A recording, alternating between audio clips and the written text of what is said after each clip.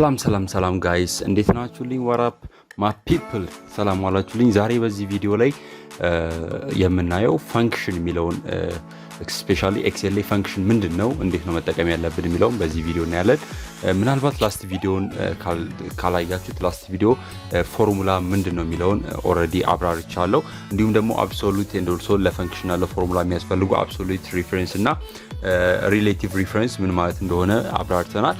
ዛሬ በዚህ ቪዲዮ ላይ ፈንክሽን እንዴት መጠቀም እንችላለን የሚለውን በዚህ ቪዲዮ ላይ አብረን የምናይ ይሆናል። ፈንክሽን ማለት በአጭሩ ዲፋይን ስናደርገው ፈንክሽን ማለት ፕሪዲፋይንድ የሆነ ፎርሙላ ማለት ነው። እዚሁ ኤክሴል ላይ ኦሬዲ ዲፋይን ተደርጎ የተቀመጠ ፎርሙላ ፈንክሽን ብለን እንጠራዋለን ማለት ነው። ስፔሻሊ ስፕሬድሺት ላይ የተለያዩ አይነት ፈንክሽኖች አሉ። ከነዚህ ፈንክሽኖች ምሳሌ መካከል ሰም ካልኩሌት የሚያደርግልን ፈንክሽን፣ አቨሬጅ ካልኩሌት የሚያደርግልን ፈንክሽን ወይም ደግሞ ማክሲመም ቫልዩ ሚኒመም ቫልዩ ካልኩሌት የሚያደርግልን ፈንክሽን ማግኘት እንችላለን ማለት ነው። ነገር ግን ፈንክሽንን ከመወያየታችን በፊት መጀመሪያ አንደርስታንድ ማድረግ ያለብን የተለያዩ የፈንክሽን ፓርቶች አሉ። አንደኛው ፓርትስ ኦፍ ፈንክሽን ምንድናቸው የሚለውን አንደርስታንድ ማድረግ አለብን ማለት ነው። ፓርትስ ኦፍ የፈንክሽን ዋና አካላት እነማን ናቸው የሚለውን አንደርስታንድ ማድረግ አለብን። ከዛ ባለፈ ደግሞ መረዳት ያለብን አርጊውመንትስ ምንላቸው አሉ። ዶንት ወሪ ዲፋይን እናደርጋቸዋለን። በምሳሌ ዲፋይን ያደረግን አብረን የምናየው ይሆናል። አርጊውመንት ምንድነው የሚለውን ማብራራት አለብን ማለት ነው። ስለዚህ ከመጀመሪያው እንጀምራለን። what is parts of a function? አንድ ፈንክሽን ራይት ስታደርጉ ስንት ፓርት አለው እንዴት መጻፍ አለብን የሚለውን አንደርስታንድ እናደርጋለን ማለት ነው። እሺ ፈንክሽን አሁን ለፈንክሽን ስንት ፓርት አለው የሚለው ለማስረዳት እንዲረዳኝ ይሄንን ፒክቸር እጠቀማለሁ። ቶታሊ ፈንክሽን ለመጻፍ ከፈለጋችሁ ምን መከተል አለባችሁ? ፈንክሽን የራሱ የሆነ ሳይንታክስ ወይም ሩል አለው ማለት ነው። የፈንክሽን ሳይንታክስ ምንድነው? ኦልዌይስ ፈንክሽን በእኩል ይሆናል ይጀምራል። ኢኳል ወይም ደግሞ እኩል ይሆናል ይጀምራል።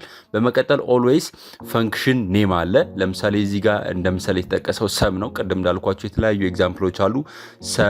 ማክሲመም፣ ሚኒመም፣ አቨሬጅ፣ ካውንት፣ ራንክ የሚባሉ የተለያየ በጣም ብዙ አይነቶች በኋላ የምናያቸው የተለያዩ አይነት ፈንክሽን ኔሞች አሉ። ለአሁኑ የተጠቀምኩት ሰም ነው። ሰም ማለት ድምር ማለት ነው፣ መደመር ማለት ነው። ስለዚህ በእኩል ይሆናል ይጀምራል የመጀመሪያው ፓርት። ሁለተኛው ፓርት የፈንክሽን ኔም ይኖረዋል። በመቀጠል ፓረንተሲስ ውስጥ ወይም ደግሞ ቅንፍ ውስጥ ምን አለን? አርጊውመንት አለ ማለት ነው። ስለዚህ የፈንክሽን ሶስት ፓርቶች ለማን ናቸው? ኢኳል ሳይን፣ ፈንክሽን ኔም እና አርጊውመንት ናቸው ማለት ነው።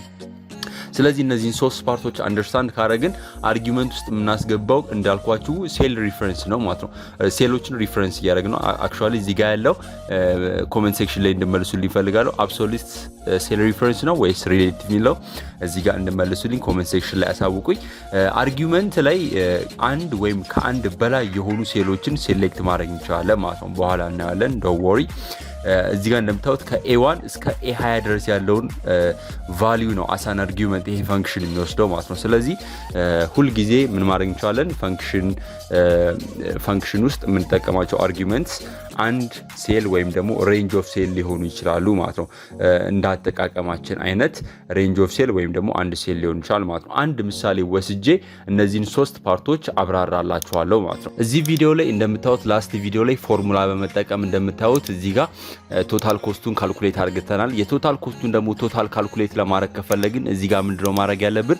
የነዚህን ድምሮች ወይም ደግሞ የቶታል ኮስቱን ጠቅላላ ድምር ቶታሉ ላይ እዚህ ጋር ወይም ደግሞ ዲ6 ላይ ምን እናደርጋለን? ሴት እናደርጋለን ማለት ነው።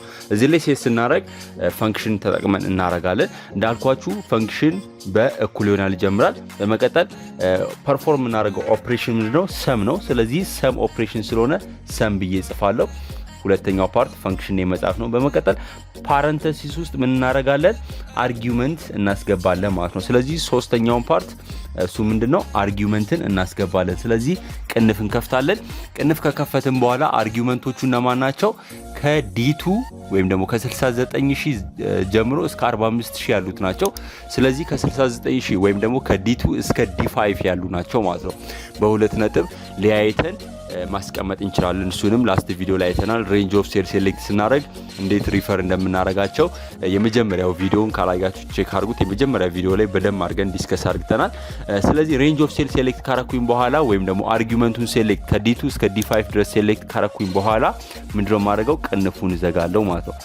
ቅንፉን እዘጋለሁ። ቅንፉን ከዘጋው በኋላ ኢንተርን ክሊክ ሳደርግ ቀጥታ የ5ቱን ፕሮዳክት ወይም ደግሞ የ4ቱን አይተሞች ቶታል ያወጣልኛል ማለት ነው። ስለዚህ በቀላሉ ፈንክሽኖችን በመጠቀም በቀላሉ ምን ማድረግ እንችላለን? ቀላል የሆኑ ካልኩሌሽኖችን ፐርፎርም ማድረግ እንችላለን ወይም ደግሞ ኮምፕሌክስ የሆኑ ካልኩሌሽኖችን ፐርፎርም ማድረግ እንችላለን ማለት ነው። እንዴት ነው የምናውቀው? ለምሳሌ አቨሬጅን ካልኩሌት ስናደርግ ምንድነው የምንጽፈው? የፈንክሽን ኔሙ ምንድነው መሆን ያለበት? ወይም ደግሞ ሚኒመም፣ ማክሲመም፣ ራንክ፣ ካውንት እነዚህን ስንፈልግ የፈንክሽን ኔሞቹን እንዴት ነው ማወቅ የምንችለው? ወይስ መሸምደድ ይኖርብናል የሚለውን ደግሞ በኔክስት ቪዲዮ ላይ በምሳሌ እየወሰድኩኝ አብራራላችኋለሁ። መሸምደድ አይጠበቅባችሁም። ፈንክሽን ማለት መጀመሪያ ላይ እንዳብራራውላችሁ ፈንክሽን ማለት ፕሪዲፋይን የሆነ ፎርሙላ ነው። ስለዚህ ኦልሬዲ ፕሪዲፋይን የተደረገ ነው። እናንተ መሸምደድ አይጠበቅባችሁ። አጠቃቀሙን ሙሉን ኔክስት ቪዲዮ ላይ በምሳሌ ነው ማስረዳችሁ ማለት ነው። ስለዚህ ኔክስት ቪዲዮ ላይ ፈንክሽኖችን እንዴት እንጠቀማለን በቀላሉ የሚለውን ኔክስት ቪዲዮ ላይ እናያለን። ቀጣይ ቪዲዮ ላይ እንድንገናኝ ላይክ ማድረግ እንዳረሱ፣ ጥያቄ ካላችሁ ኮሜንት ሴክሽን ላይ ድሮፕ አድርጉልኝ። እንዲሁም ደግሞ ሰብስክራይብ ካላረጋችሁ ተመሳሳይ የቱቶሪያሎችን የምታገኙበት የዩቲዩብ ቻናል ነው። ሰብስክራይብ ማድረግ እንዳረሱ። ቀጣይ ቪዲዮ ላይ እስከምንገናኝ ለአሁኑ በዚሁ ሰናበታችኋለሁ። ለአሁኑ ቻው።